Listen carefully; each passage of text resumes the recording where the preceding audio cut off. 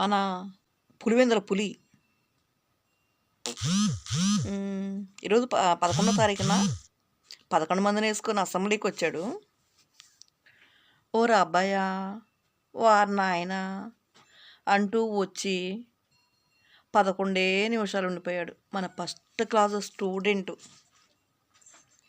మళ్ళీ అంతకంటే ఎక్కువసేపు ఉంటే తను గతంలో చేసిన వెకిలి చేష్టలు, చిల్లర పనులు అన్నీ వీళ్ళు ఎక్కడ తెలుగుదేశం వాళ్ళు తనని ర్యాగింగ్ చేస్తారేమోనని పాపం పులివెందుల పులి పరిగెట్టేసింది. 11 నిమిషాలు ఉంది అంటే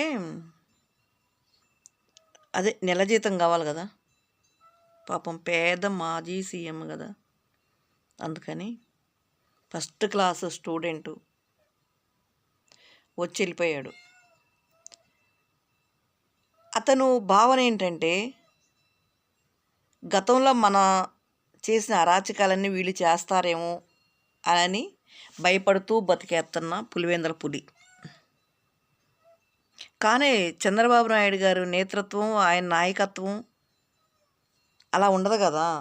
జగన్ గారు అసెంబ్లీని కౌరవ సభ చేశాడు. చంద్రబాబు నాయుడు గారిని అది ఒక ధర్మ నిలయం, దాన్ని అలాగే ఆయన న్యాయ నిలయం, ధర్మ నిలయంగా భావించి రాజకీయాన్ని రాజకీయం చేస్తాడు. అందుకని భయపడ్డాడు పులి. మన ఫస్ట్ క్లాసు స్టూడెంటు చాలా భయపడిపోయాడు, పాపం పరిగెత్తేసాడు. నిజంగా గళ్ళామాధవి గారు అన్నట్టు 11వ తారీఖున 11 గంటలకి నీ 11 మంది ఎమ్మెల్యేలను తీసుకొని 11 నిమిషాలు ఉండేళ్ళు అని ఆమె చెప్పిన విధంగానే మన ఫస్ట్ క్లాస్ స్టూడెంట్ గారు కాతే ముందే తొందరపడి ముందే కోయిల కూసింది అన్న సందంగా పాపం జగన్ గారు ముందే వచ్చి వెళ్ళిపోయాడు. 11కు ముందే వెళ్ళిపోయాడు.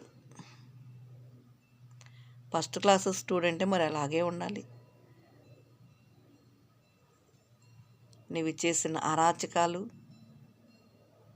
అందరూ అలాగే చేస్తారని అనుకోవటం నీ తప్పు జగన్ రెడ్డి. ఎందుకంటే మేము ఏదైనా మాట్లాడినా కూడా మా బాబుగారు ఒప్పుకోరు. చాలా అనాలు ఉన్నది, బాడుక అనాలు ఉంది, ఎదవ అనాలు ఉంది, చౌడా అనాలు ఉంది, ఎన్నో అనాలు ఉందబ్బా నిన్ను. కానీ మా బాబుగారు ఊరుకోరు. నువ్వు పనికి మాలిన ఎదవాలని కూడా ఉంది నాకు. అసలు నిజంగా నువ్వు నీలాంటి పనికి మాలినాడు 5 సంవత్సరాలు రాష్ట్ర ముఖ్యమంత్రిగా ఎలా ఏలేవో అని కూడా అనాలని ఉంది. కానీ మా బాబుగారు ఒప్పుకోరు. మా తెలుగుదేశం పార్టీ నిబంధనలు అవి కాదు, రాజకీయంగా చేయంటాడు. వ్యక్తిగత దోషులకు వెళ్ళొద్దంటారు. వెళ్తే చేబ్రోలు కిరణ్ లాగా మేము ఎక్కడ బలైపోవాల్సి వచ్చిందని మేము ఎవరం కూడా మాట్లాడము.